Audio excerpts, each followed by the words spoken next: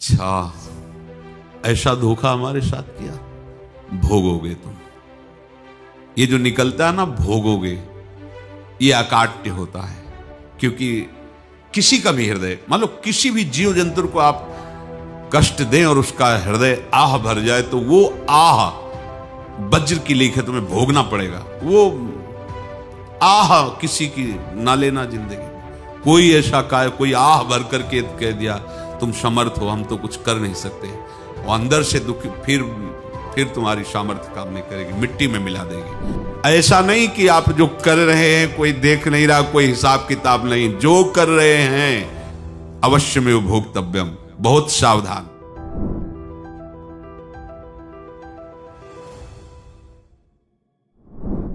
जीव स्वयं नित्य निरंतर कर्मों के जाल को रच रहा है और अपने आप को बांध रहा है।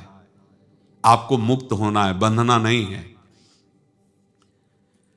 जीव का जन्म कर्मों के अनुबंध से होता है, कर्मों के बंधन से होता है, और उसको अपना ऋण चुकाना होता है। कर्मानुबंध ये बहुत सूक्ष्म विषय है। जैसे आप जिस परिवार में जन्म लिए हैं, तो उस परिवार के लोगों से आपका ऋण है, इसलिए उसी परिवार में आप आए हैं। और ऋणानुबंध, उसको बिना चुकाए या बिना वसूल किए आप वहां से जाएंगे नहीं। आपको लेना है तो वसूल करना है, और देना है तो चुकाना है। ये पूर्व के जन्मों से निश्चित किया गया है। जैसे किसी के यहां पुत्र हुआ, जन्म से ही पैसा खर्चा शुरू हुआ, जो बड़ा हुआ तो उद्दंडता के द्वारा मार पूरे परिवार को क्लेश पर क्लेश देता चला जा रहा है। ये तुम्हारे कर्म का फल है। या ऐसे शक्तिहीन बुद्धिहीन ऐसे पागल पूरे जीवन सेवा करो, तुमसे अपना हिसाब चुकाने के लिए वो आया है। अब परिवार के जो सदस्य जुड़े आके, मतलब पत्नी आते ही पूरी हृदय में आनंद, परिवार में आनंद, और जीवन भर वो आनंद ही सुख देने के लिए उसका जन्म हुआ। वो अपना ऋणानुबंध मुक्त, और आते ही भयंकर क्लेश खड़ा कर दिया, बीच में दीवाल और झगड़ा वैसा, फिर अतरे दिन मारपीट शुरू, कलह अशांति, पूरा जीवन नर्क हिसाब करने आए। यहां ऋण चुकाए बिना कोई जा नहीं सकता, ऋण चुकाना पड़ेगा। किसी का ऋण वसूल करना है तो किसी को ऋण चुकाना है, दोनों काम करने होते हैं। अनेक जन्मों में अनेक लोगों के साथ हमने जो बर्ताव किए हैं, अच्छे या बुरे, वो होंगे। अब किसी आदमी को हम जानते नहीं, अचानक मिला, अचानक टक्कर लगा और मार पीट गाली गुप्ता सब कर दिया, चुपचाप सह लो। क्यों? ये आपका हिसाब है, पूर्व का हिसाब। हमारा उससे कोई द्वेष नहीं, कोई संकल्प नहीं। अचानक घटना घटी और हमसे द्वेष करने लगा, हमें पीटने लगा, हमें गालियां दे, ये हिसाब है, चुपचाप सह जाओ। अपने घर का भाई ही भारी दुश्मन बन गया और क्लेश, हिसाब है। एक प्रभुदत्त ब्रह्मचारी जी की वाणी में पढ़ा था, एक महात्मा जी भ्रमण करते थे, तो उस समय असरफियां चलती थी, मोहरे असरफियां, तो उनको भेंट में देते लोग। तो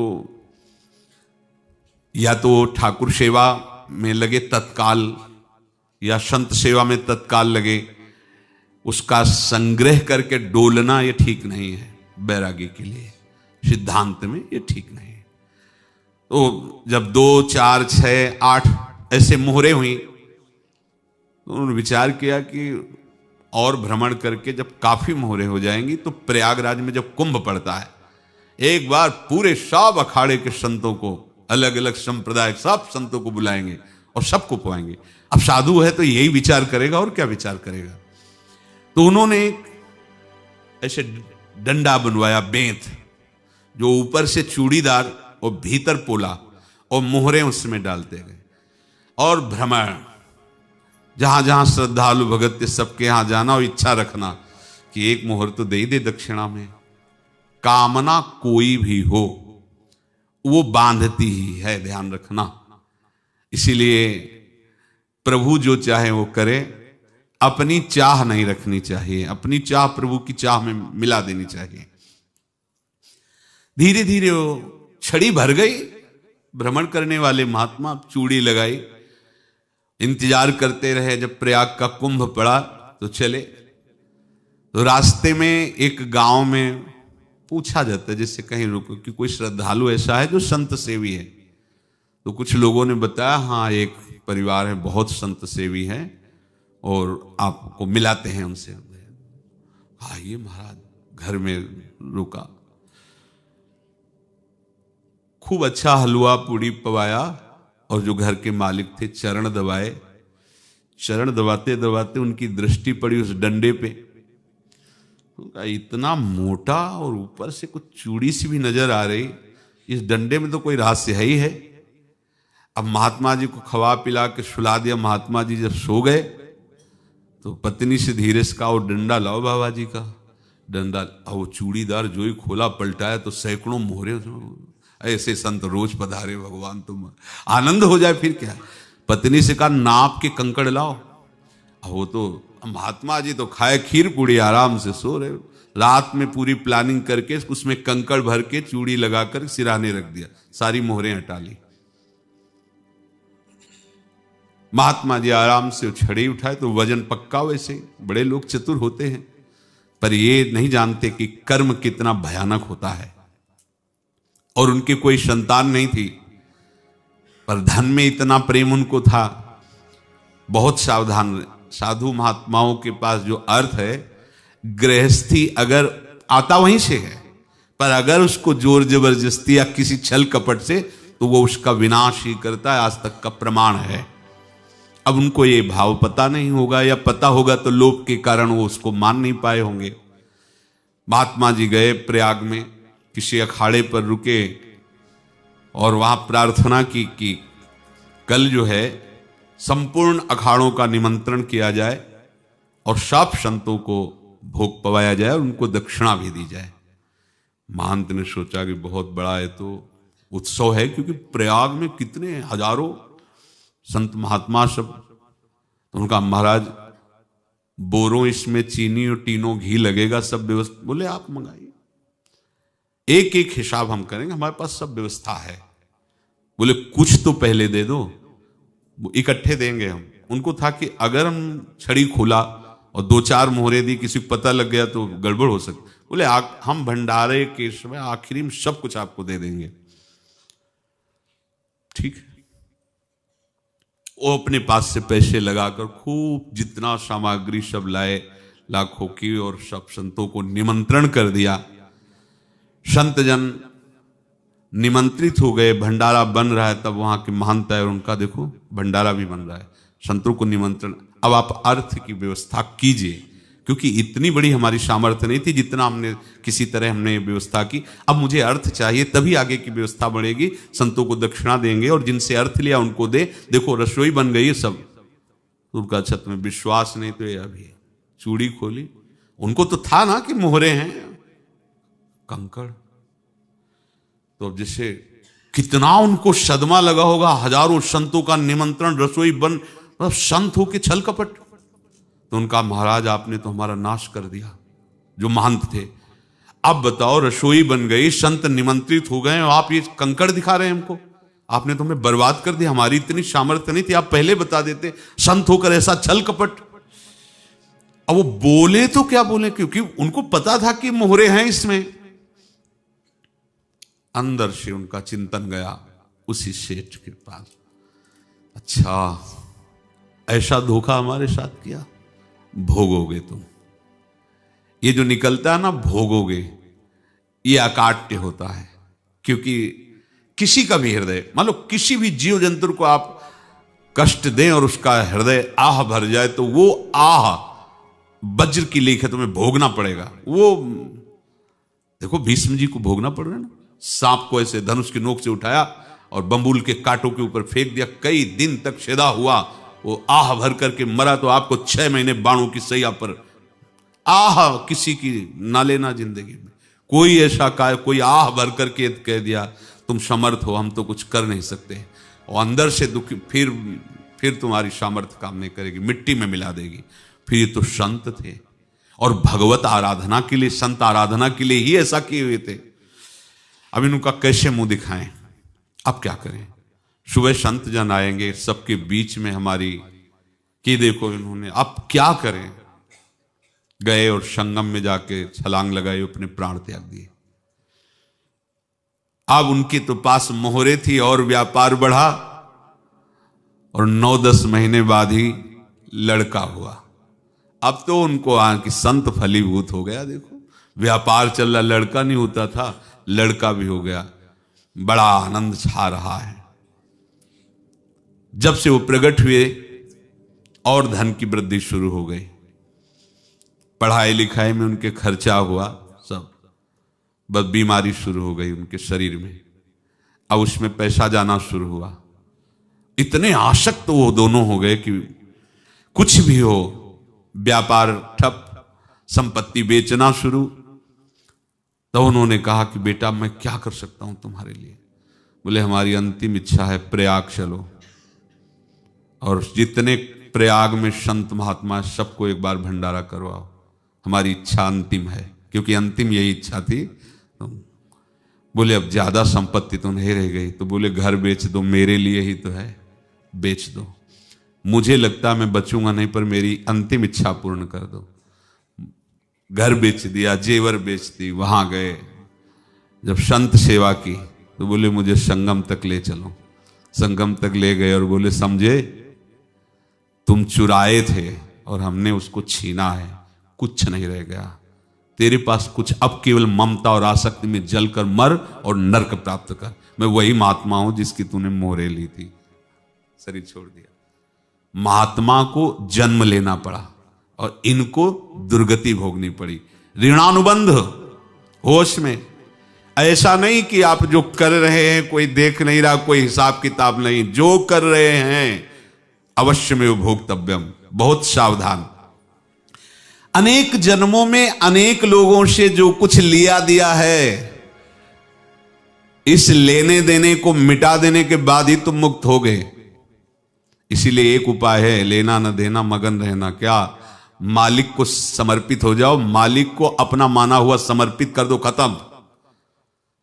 अहम त्वाम स्वरूपापेभ्यो मोक्षयिष्यामि, सब खत्म। आगे पीछे लेना देना सब खत्म। एकादश स्कंद में भगवान श्री कृष्णचंद्र जी ने कहा जो मेरे चरणों का आश्रय लेकर भक्त मेरा भक्ति करता है, उसके पितृ ऋण, मातृ ऋण, देव ऋण, ऋषि ऋण, सब ऋणों से मैं मुक्त कर देता हूं। बस यही एक उपाय है जो इसके बंद करने का उपाय भक्तों के लिए है। वो यही है, भगवान की शरण में होकर अपना माना हुआ पूरा भगवान के अर्पित कर दो। अर्पित करने का तात्पर्य उसमें अहम हटा दो। तदीयम वस्तु गोविंदम तुभ्यमेव समर्पये। जिनसे तुमने सेवा करवाई है उनकी सेवा करनी पड़ेगी। जिनसे तुमने जो कुछ लिया है उनको देना पड़ेगा। ये लेने देने का व्यापार जब तक समाप्त नहीं होगा तब तक तुम्हारा जन्म मरण चलता रहेगा। अब आपको यहां समझना है, यदि आपसे किसी ने पैसे लिए बेईमानी करके नहीं दे रहा है तो आप उसको गाली मत दीजिए। आपने बेईमानी की थी इसलिए आपकी बेईमानी हुई है, ले गया, कोई बात नहीं है। बंधन से मुक्त हुए, जो बोझा था चला गया। उसको ऐसा ना देखे कि ये बेईमान हमारे रुपए मार लिए, अब जो कुछ होगा देखेंगे। अगर आप आगे नया कुछ करते हैं तो फिर आगे का हिसाब आपको भोगना पड़ेगा, ध्यान रखना। ऐसा नहीं है कि आपको भोगना नहीं पड़ेगा। एक ही उपाय है कि अब जो शरीर धारण किए इसी में जो भोग ले, आगे ना होना चाहिए। तो क्या करे? सर्वतो भावेन भगवान की शरण ले ले। ये तो सर्वाणि कर्माणि मयि सन्न्यस्य मत्पराहा अनन्येनैव योगेन माम ध्यायन्तु उपासते तेषाम् अहं समुद्धर्ता मृत्यु संसार से। ये बड़ा कठिन है पार होना, कोई छोटी मोटी बात है। एक महात्मा बाल्यावस्था से भजन करते थे, शालिग्राम भगवान पास रखते थे और उन्हीं की आराधना करके बस पाठ, नाम, जप और भ्रमण करते थे। यौवन अवस्था थी, गंगा जी के किनारे अपने ठाकुर को विराजमान करके स्नान करने के लिए कपड़ा ही उतार रहे थे कि 90 लोग आ गए, भाला तलवार सब लेकर, मारो मारो इसको मारो। घेर लिया तो उन्होंने हाथ जोड़कर कहा हमने क्या अपराध किया? कोई सुन ही नहीं रहा। तो उन्होंने कहा मार तो डालोगे ही आप 90 लोग, हम कोई अस्त्र शस्त्र तो लिए नहीं, एक बार हमें गंगा में डुबकी लगा देने दो और अपने ठाकुर को स्नान करा देने दो, फिर इसके बाद आप मार देना। भगवत इच्छा से लोग रुक गए, स्नान किया। और अंदर से प्रार्थना की, प्रभु ये क्या लीला है आपकी, आपके सिवा मेरा कोई है नहीं और ये मुझे मारना चाहते हैं। तो भगवान ने जानते हो क्या कहा उनके अंतर में, तुम मेरे में ध्यानस्थ हो करके शरीर को छोड़ो, ये लोग मारेंगे। ये मेरे भजन का फल है कि तुम्हें 90 जन्म नहीं लेना पड़ेगा, एक ही जन्म में 90 मिलके, तुमने 90 हिंसा की थी पूर्व में, तो तुम्हें 90 बार जन्म लेना होता और एक एक करके मारते। ये मेरे भजन का प्रताप है कि एक बार में ही 90 का हिसाब हो जाएगा। तुम आंख मूंदो, मेरे ध्यान में मगन रहो, मेरे प्रताप से तुम्हें कोई चोट नहीं होगी और स्वाभाविक मूर्छावस्था में प्राण तुम्हारे छूट जाए। ऐसा ही हुआ, ऐसा हुआ। तो ये बात समझ लो कि ये जो कर्मानुबंध है, ऋणानुबंध है। अब देखो, अगर शाप महात्माओं ने दिया कि तुम्हारे वंश का इससे विनाश होगा, तो भगवान भी परम धाम जा रहे तो उसी कील से, बाण की नोक में जो मछली लील गई थी छोटा कण, उसी से की नोक बनाई और उसी नोक को प्रहार किया। भगवान के श्री चरण में वही बाण की नोक लगी और भगवान ने स्वीकार किया ना। भगवान का बड़ा लीला विचित्र है। अगर छुप करके उधर राम अवतार में बात, तो इधर ऐसे स्वीकार किया है भगवान ने। ऐसा कहीं नहीं दिखा कि मैं भगवान हूं तो मैं अपने लिए, ऐसा नहीं दिखा है। नारद जी का हित किया पर नारद जी ने शाप दिया तो भगवान ने स्वीकार किया। बंदरों ने ही सहायता की, जैसा बोले थे वैसा। ये लीला इस शरीर में भोगनी पड़ेगी। हाँ, ज्यादा को कम में भुगता देंगे, पर अब अगला शरीर ना मिले इसके लिए सर्वतो भावेन भगवान के आश्रित हो जाए। जैसे आपने दुकान फैला रखी है तो उसमें दो काम होते हैं, लेना और देना। किसी को उधार दिया है तो हमें उससे लेना है, और कोई नगद देकर सामान ले रहा है तो उससे सामान देना है, या उधार लिया है तो हमें उधार देना है।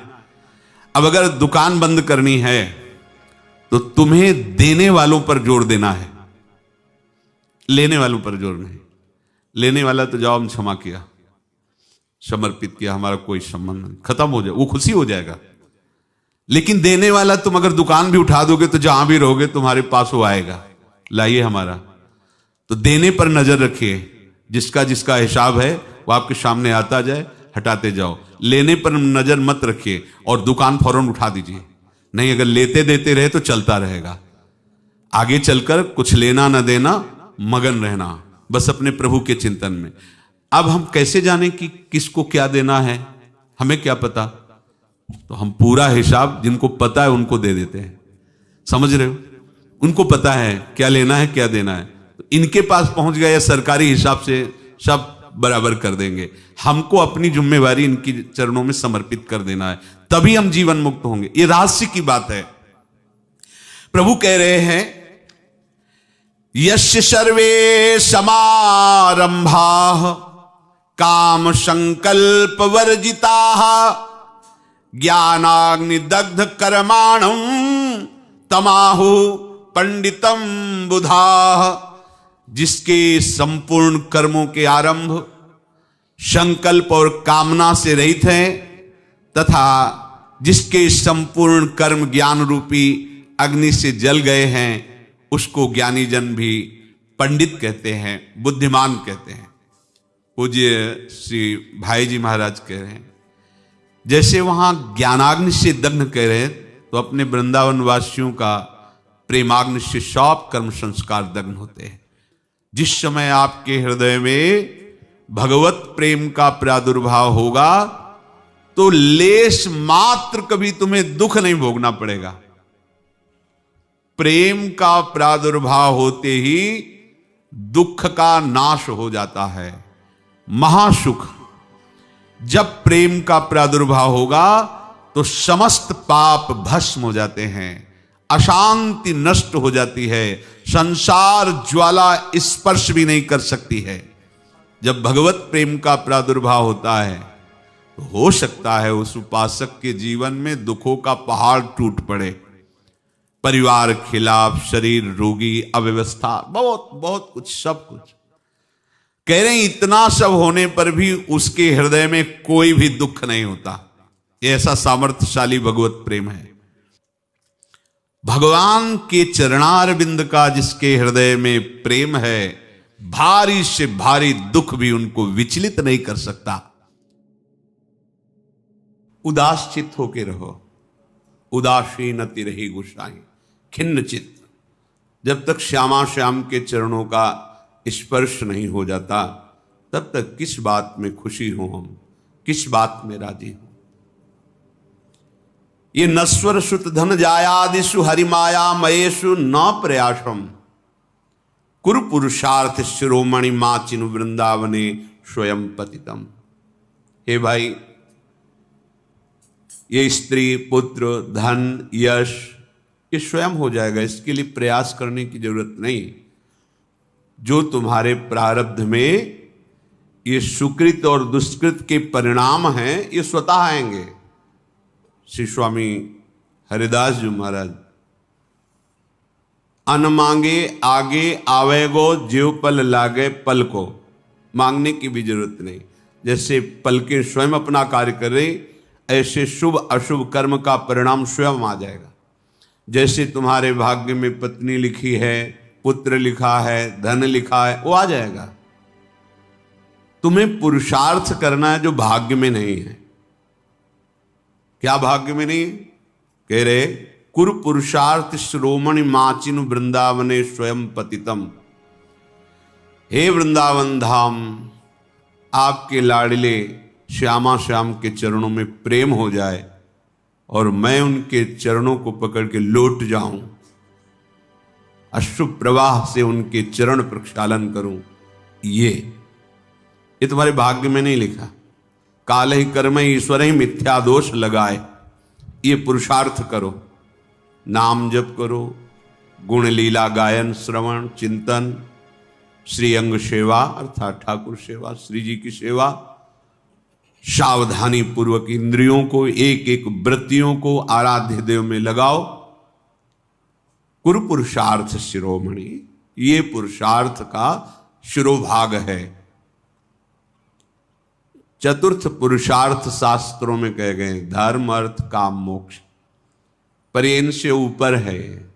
जब इसका अनुभव होता है तो धर्माद्यर्थ चतुष्टयम विजयताम किम तद वृथा वार्तया, धर्म अर्थ काम मोक्ष बेकार की बात लगने लगती है जब पुरुषार्थ शिरोमणि प्रेम का प्रादुर्भाव होता है। इसके लिए हमारा जन्म हुआ है। ये और लौकिक सुख तो प्रारब्धानुसार मिल जाएंगे।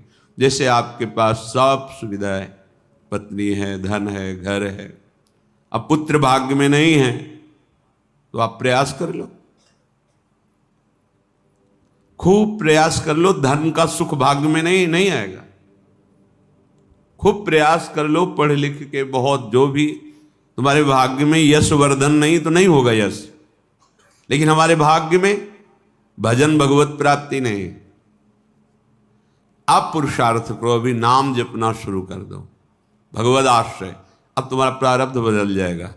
ये धन संपत्ति यश कीर्ति ये तो सब चरणों में अपने आप लुटेगी और परम पुरुषार्थ प्राप्त हो जाएगा। ये बात समझ लो।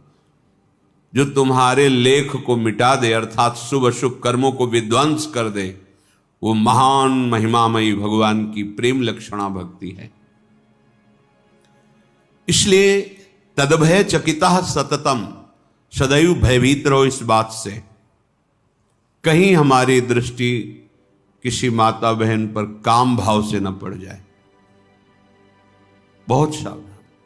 यही डर हरिवंश हित जिनो भ्रमय गुण सलिल पर, डरते रहो कहीं ये त्रिगुणात्मिका माया की काई में फिसल के बह न जाओ। क्या करो, हर क्षण जी नामन मंगल लोक त्यों सुहरिपद भजु न विलंब कर, भगवान के चरणों को पकड़े रहो, अर्थात उनका नाम जप, उनका ध्यान, उनका आश्रय, निकल जाओगे। बहुत दुरंत माया है। अगर ये चंचलता रखोगे, उद्दंडता रखोगे, फिर सावधानी हटी तो फिर परमार्थ में नहीं चल पाओगे। परमार्थ में नहीं चल पाए तो फिर क्या, फिर तो जीवन एकदम ऐसे न वैसे रहे मजरेढ़ो पाछ लियो जो करी निर्भाषित, न स्वार्थ के रह गए, न परमार्थ के रह गए। क्या जीवन तुम्हारा। इसलिए सबसे प्रार्थना, सावधान। ये लाडली जी की कृपा से परमार्थ का श्रवण, कथन, चिंतन और चलने का सौभाग्य मिला है कृपा से। आप मत चूको। एक झटके में धाम, गुरु, मंत्र, नाम सब छुड़ा देती माया, एक झटके में। बहुत सावधान। ऐसा ना समझो कि कोई देख नहीं रहा, कोई समझ नहीं रहा। अरे जिसको हम रिझाने चले हैं वो तो देख ही रहा है ना, और उसी से हमारा कार्य है, और वही देख रहा है कि हम उसकी आज्ञा को उल्लंघन कर रहे हैं, फिर क्या होगा। इसलिए तद भय चकिता, सावधान। ये भय रखती हुई कहीं कोई मेरी इंद्री, कोई मनोभाव किसी के प्रति गलत ना हो जाए। जब हम भगवत प्राप्ति के लिए चले हैं तो गृहस्थ हैं तो सिर्फ अपनी पत्नी में ही गृहस्थ धर्म का भाव, अन्यत्र पूज्य भाव। पूज्य भाव से बच जाओगे। फिर धाम आए हो यहां तो सब लाडली का निज परिकर है। अगर यहां दोष दृष्टि की, काम भावना की, वृत्ति की, तो फिर कहां जाके इसको पावन करोगे। तीर्थों में अपराध बन जाए तो तीर्थराज, तीर्थराज में बन जाए तो पुरियां, पुरियों में बन जाए तो धाम, धाम में बन गया तो वज्र की लीक। बहुत सावधान। ये कृपा से मिला हुआ है। अगर धाम के प्रति अपराध बन गया, धाम के प्रति ऐसे कुभाव बन गए, तो फिर जो परमार्थ है वो हाथ नहीं आएगा।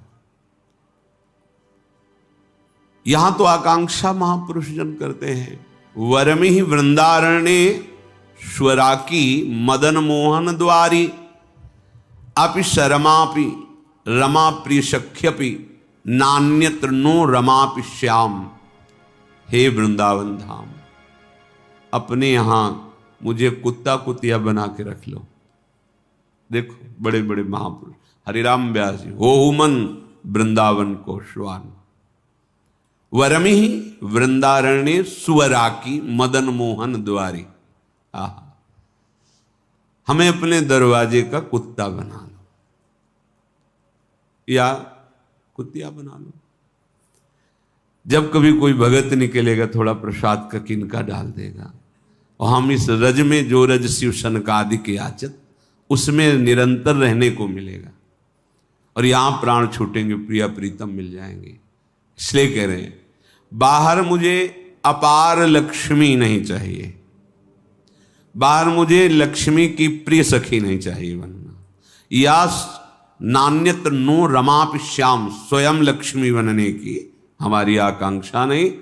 अपि शर्मापि रमा प्रिय सख्यापि, ना मुझे लक्ष्मी की समीप रहना है, ना स्वयं लक्ष्मी बनना है। पर अगर वृंदावन धाम कृपा करो मुझे, यहां तो लिखा है कि सुवरा की अर्थात कुतिया, हो मन वृंदावन को श्वान, मुझे वृंदावन का कोई कुत्ता कुतिया बना दो।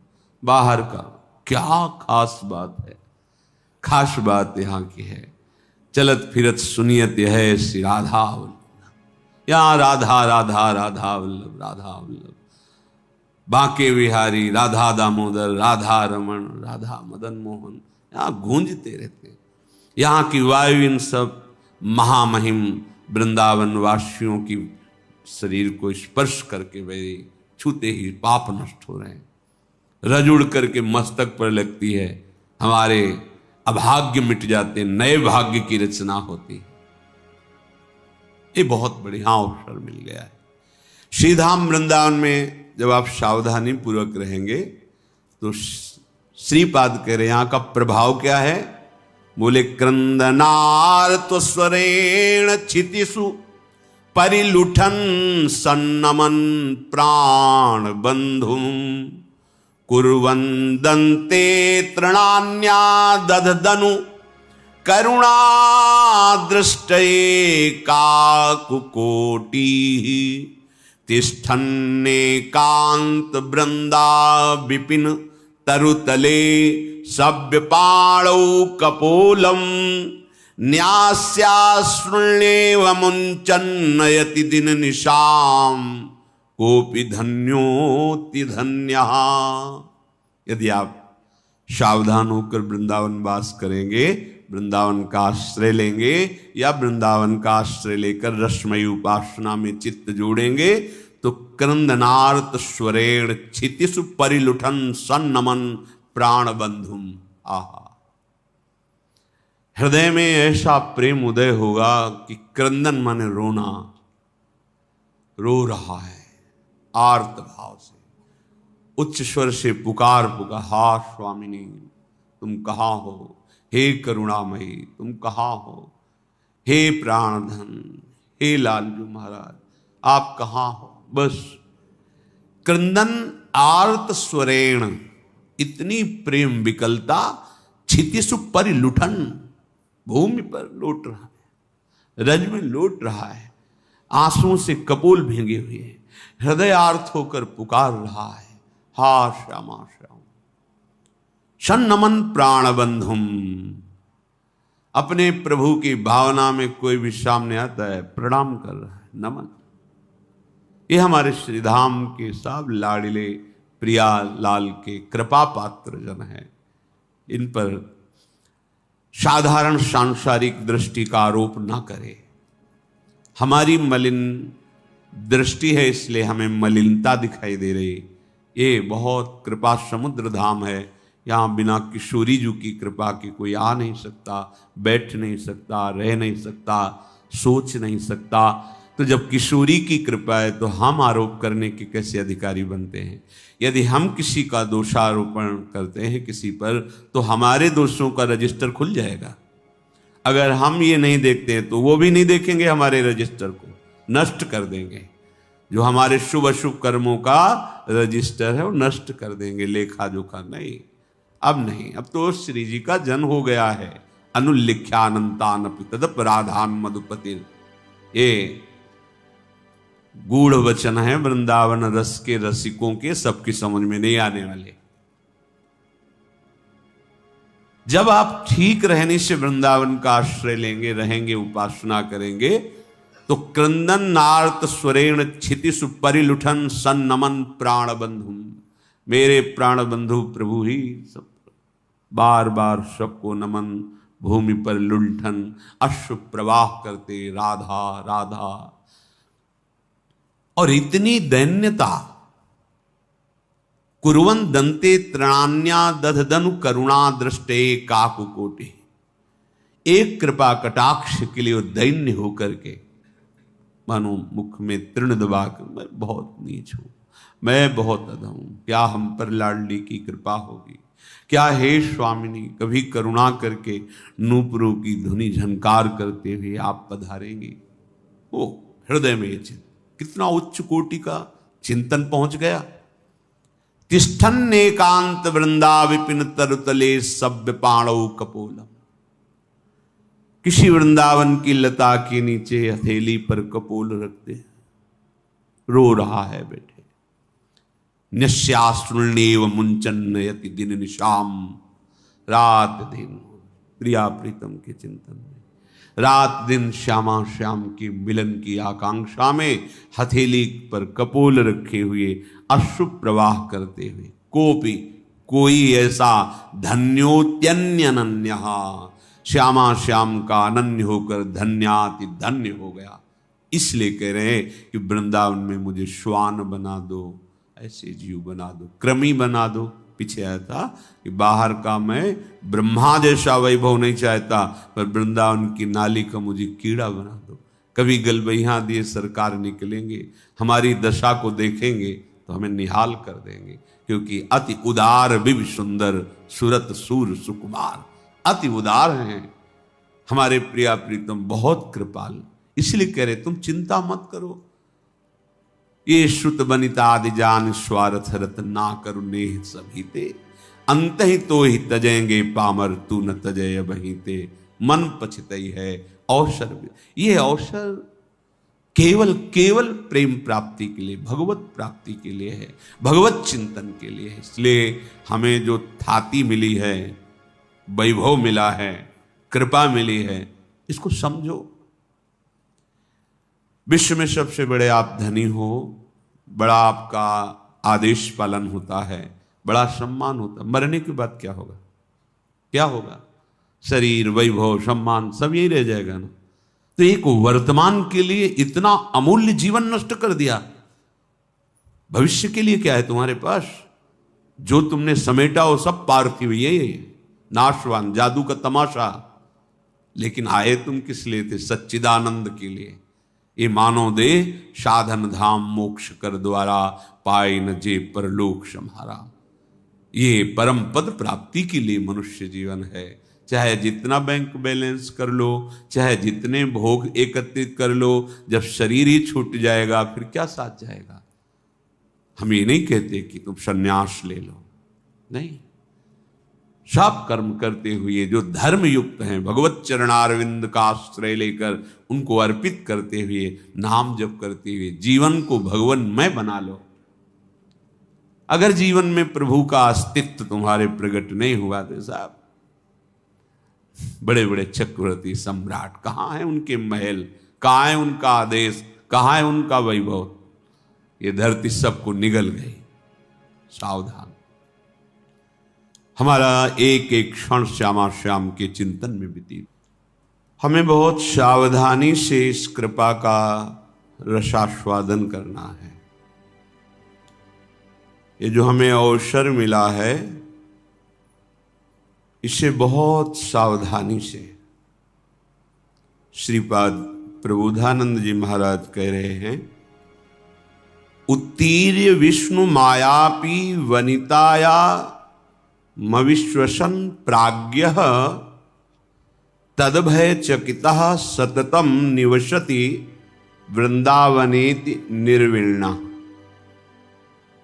ये जो साधक भगवत मार्ग के पथिक है, चाहे गृहस्थ हो चाहे विरक्त हो, अचानक दृष्टि पड़े और स्त्रियों की तरफ दृष्टि दिखाई दे तो हमें अच्छा नहीं लगता, चाहे बाहर के हो चाहे यहाँ के हो। हजारों अनंत नेत्र वाले भगवान के तुम दास हो, ये कौन सी चाल है जो आगे पीछे देखना, अगल बगल देखना? जो अपने कल्याण का निश्चय करके भगवत मार्ग में चला है,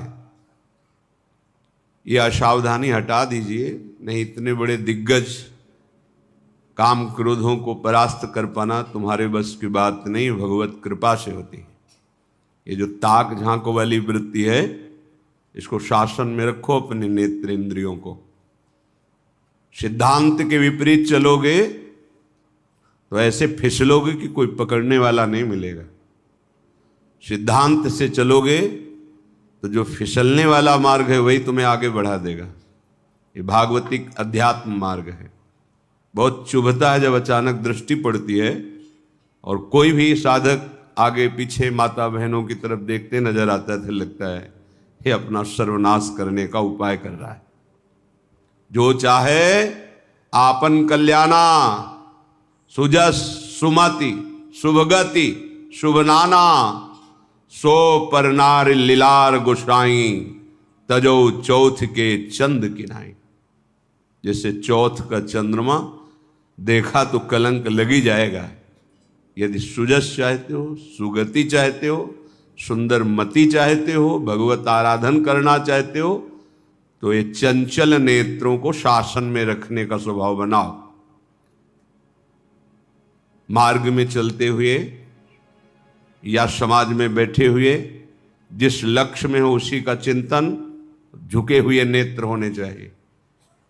ये जो दंडता दिखाई देती है, इधर उधर गर्दन घुमाना, इधर देखना उधर देखना, पतन में सेकंड लगता है, चढ़ने में जन्म के जन्म लगते हैं, ध्यान रखना। अध्यात्म की ऊंचाई में चढ़ने में जन्म के जन्म लगते हैं, भ्रष्ट होने में सेकंड लगता है। बस संकल्प बना कि गए। बहुत चुभता है। हम काम है हृदय में, क्रोध है, लोभ है, मोह है, मद है, मत्सर है, इनसे लड़ने के लिए साधन मार्ग में आए हैं। सावधान। नाशाग्र दृष्टि साधक की होनी चाहिए। मंत्र चल रहा है, या श्रवणेन्द्रिय के द्वारा शास्त्र सिद्धांत भगवत रसलीलाओं का पान करते हुए उनमें डूब रहे। ये कौन सी वृत्ति है? पीछे कौन बैठा है, बगल में कौन बैठा है, इधर देखना उधर देखना। बिल्कुल स्वभाव छोड़ दीजिए। ये स्वभाव परमार्थ की तो बात जाने दो, स्वार्थ में भी जीने लायक नहीं रखेगा। तुम स्वयं अपने आप में जलोगे। ये दुर्वासनाएं अग्नि हैं, वो तुम्हें स्वयं जलाती रहेंगी। उत्तीर्य विष्णु मायामपि वनिता या मविश्वसन प्राज्ञ। यदि तुम अपनी बुद्धि को भगवत मार्ग में लगाना चाहते हो तो श्री जी की सखियां हैं। ये श्रीधाम वृंदावन है। चराचर जगत में दैवी शक्ति के रूप में देखो, पर वृंदावन आए हो तो बहुत सावधान। ये लाडली की प्रिय सखियां हैं, इनके चरणों को देखो, प्रणाम करो, बस। बार बार इधर उधर गर्दन हिलाना बड़ा भारी पड़ जाएगा, धाम छूट जाएगा, नाम छूट जाएगा, बचा क्या फिर? क्या बचा? वासना वैसे ही सर्वनाश कर रही है। उपासना छूट गई तो वासना ही वासना तो रह गई। ये भगवान हरि की प्रबल माया सतोगुण रजोगुण तमोगुण 3 गुणों का विस्तार करते हुए सबको ठग रही है। अगर बच पाया है तो मामे वे प्रपद्यन्ते माया में ताम तरंति थे। केवल मेरे चरणों का आश्रय ले लो, श्री गोविंद कह रहे, ठाकुर जी कह रहे, केवल मेरे चरणों का आश्रय ले लो। कैसे साधक हो? जहां मन आया वहां तुम्हारी नेत्रेंद्री जा रही, जो मन आया श्रवणेंद्री से सुन रहे, जो मन आया वाक्येंद्री से। ये क्या है? साधना हो रही। फिर जब वेश को गालियां मिलती हैं तो सब ऐसे, गुरु को गाली, इष्ट को गाली, संत जनों को गालियां। हे सत्संगी है, देखो ये, देखो ये बैरागी है, बहुत सावधान। इन दुष्ट इंद्रियों पर शासन करने का अवसर हमें दिया है भगवान ने। इनको स्वतंत्र छोड़ने का, इनको मनमानी आचरण करने का नहीं दिया है। साधु होके या भक्त होकर, वैष्णव होकर, भगवत मार्ग के पथिक होकर इंद्रियों को ऐसे मत छोड़ो, बहुत शासन में रखो। प्राज्ञः, तभी तुम्हारी बुद्धि वास्तविक सतमार्ग को जान पाएगी। तद्भय चकिता सततम निवसति वृंदावनेति निर्विण्णः। इस बात से भयभीत रहो कि कहीं मेरे नेत्र दोष दर्शन न कर लें, किसी माई बहन में काम भाव न कर लें। मन है ये सदैव प्रकृति की तरफ 5 ज्ञानेंद्रियों को लेकर विचरता रहता है। अगर इसको हम परमात्मा की तरफ मोड़ दें तो योगी, ज्ञानी, भगत, बैरागी, नहीं तो विषयी। मना खष्टान इंद्रियाणी प्रकृति स्थानी करसती, ये स्वभाव है। अगर इसको बदला नहीं तो फिर विषयी, चाहे जो वेश रख लो, पीला ओढ़ो, लाल ओढ़ो, काला ओढ़ो, नीला ओढ़ो, हरा पीला, जो भी, ये शरीर के वस्त्र हैं। इनसे हृदय में परिवर्तन नहीं होगा यदि आप अपने हृदय का परिवर्तन नहीं करना चाहते तो। हृदय के परिवर्तन के लिए भगवत मार्ग वर्ण किया जाता है।